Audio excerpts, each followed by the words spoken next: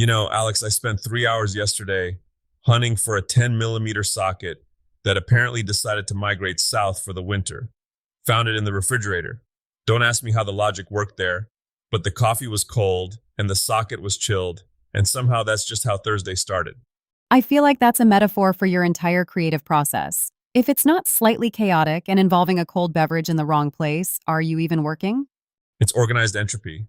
But hey, it's August 27th, 2026, and the den is officially open. We've got a lot to chew on today. From 3D prints that smell like a breakfast nook to the massive shift in how the trades are looking in the Southwest. And we're talking about the maker mogul trap, the one where you try to be everywhere at once on the internet and end up nowhere. But first, can we talk about your new obsession? I saw you sniffing a plastic gear earlier. Guilty as charged. It's the eSun PLA coffee. I've lived through the era of plastic smelling like a burning tire factory, so walking into the shop and having it smell like a fresh dark roast, that's a win. They're actually using recycled coffee grounds mixed into the polymer. Okay, but is it just a gimmick? Does it actually hold up? Or are you just printing fragrant paperweights? That's the thing. Usually when you add organic stuff to filament, it's like trying to push chunky peanut butter through a needle. It clogs, but this stuff has a grit to it that actually masks the layer lines beautifully. It doesn't look like a 3D print. It looks like something carved out of a very stiff espresso bean. Speaking of tech that actually works, I saw the price tag on that new Elegoo Centauri canvas kit. 55 bucks for multi-material? That feels like a typo. Right? It used to be you had to sell a kidney to get a reliable multicolor setup or spend your weekend troubleshooting a mess of tangled spaghetti. Elegoo is basically saying, here, have a smart hub for the price of a decent steak dinner. It's got RFID detection, so the machine knows exactly what's loaded. It's making color switching so easy, even I can't find a way to tangle it. Yet. Give me a week. I'll give you 20 minutes. But honestly, Sunlu is the one that caught my eye. They're claiming they've fixed PETG and Silk PLA, which, let's be real, is a bold claim. PETG is notorious for being a moisture magnet, and Silk PLA usually has the structural integrity of a wet cracker. Man, I've had silk prints literally explode if I looked at them too hard. But they've reformulated the polymer blend. It's less about being fancy and more about being dependable. It's like they finally realized we want our prints to be pretty and stay in one piece. Let's pivot to something a bit bigger than desktop printers. There's a massive wave hitting the Southwest right now. McCarthy just dropped $115 million on this America's Workforce Academy in Arizona. That's not a school, Alex. That's a forge. We're seeing this explosion of data centers, and the old school way of training just isn't keeping pace. You can't just be a general electrician anymore when you're dealing with the power requirements of an AI server farm that could light up a small city.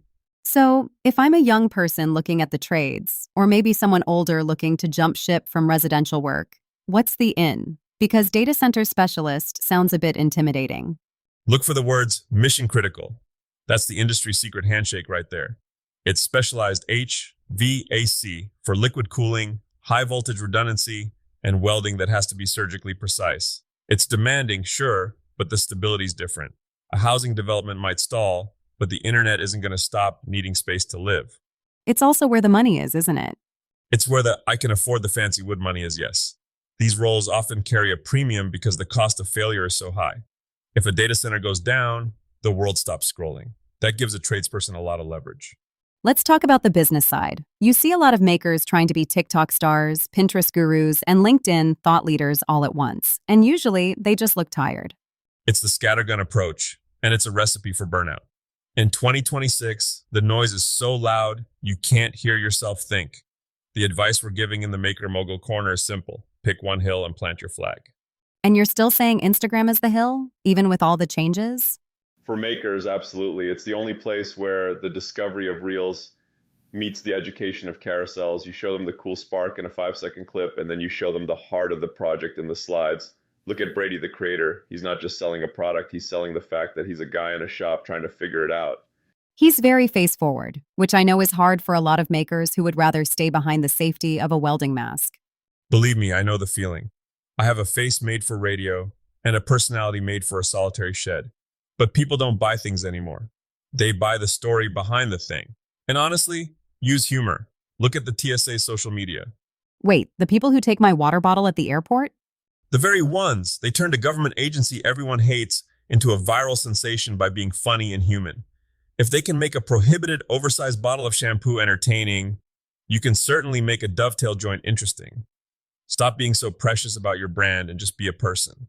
Speaking of being a person, I saw the miter saw station project you were drooling over from the hand carving channel. It's a bit much, Tiger. It has hand-carved accents on a shop tool. It's glorious. Why shouldn't the tools we use every day be beautiful? But the real lesson there isn't the carving, it's the dust collection. Most people just slap a shop vac on the back of a saw and call it a day. This build uses a vacuum plenum, a dedicated pressurized chamber behind the saw.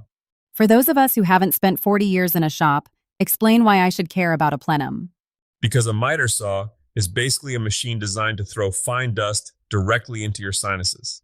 A plenum captures the spray at the source before it ever hits the air. It's the difference between wearing a respirator all day and actually being able to breathe. You had a tip about shimming the wings of the station too, right? Something about playing cards? Yeah, that's an old trick that still beats a laser level any day. When you're building the side tables for your saw, they have to be perfectly flush. If they're off by even a hair, your long cuts will be crooked. I use a deck of playing cards. Need a micro adjustment? Add a jack of hearts. It's the perfect, consistent shim. So the takeaway is, use your gambling habits to improve your woodworking. Exactly. It's all about resourcefulness. We've covered a lot today. Smelly plastic, high-tech trade schools, and why you shouldn't try to be a TikTok star if you're already an Instagram woodworker. It really boils down to one thing this week: focus. Whether it's focusing your career on mission-critical skills, focusing your marketing on one platform, or just focusing your dust collection so you don't choke. Stop trying to do everything poorly and start doing one thing exceptionally well.